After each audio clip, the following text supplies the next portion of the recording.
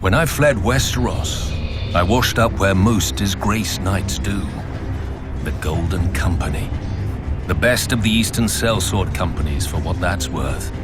20,000 battle-hardened men, horses, and even elephants, ready to kill their employers' enemies, no matter the cause, no matter the result. The Golden Company began as revenge.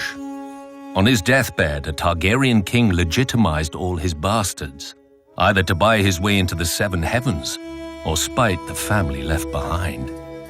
As everyone knew would happen, his great bastards weren't satisfied with their father's name and wanted his throne as well, under the banner of the new House Blackfire. Their true-born brothers disagreed. When the Blackfires lost the civil war, they fled to Essos to gather a new army in return for what was theirs. But wars cost money, and Aegor Rivers, the leader of the Blackfire forces who now called himself Bittersteel, decided he could sell his army's services to other lords while waiting to return to Westeros.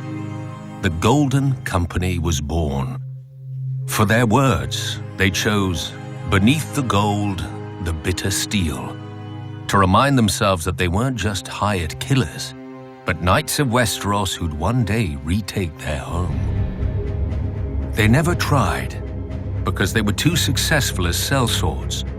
When Qohor declined to pay the new Golden Company for its services, Bittersteel dared what even the Dothraki failed to do and sacked the city.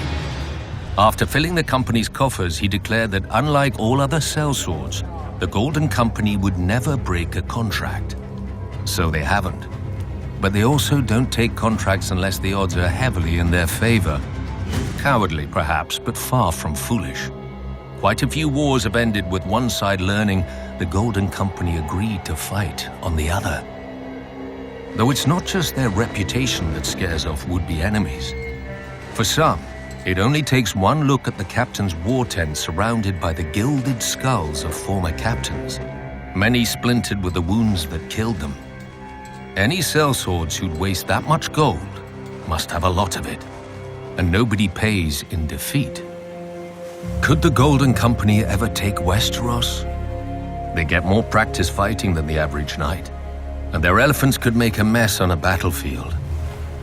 But men who fight for gold will never fight as hard as men who fight for home. I should know. I've done one. Now I do the other.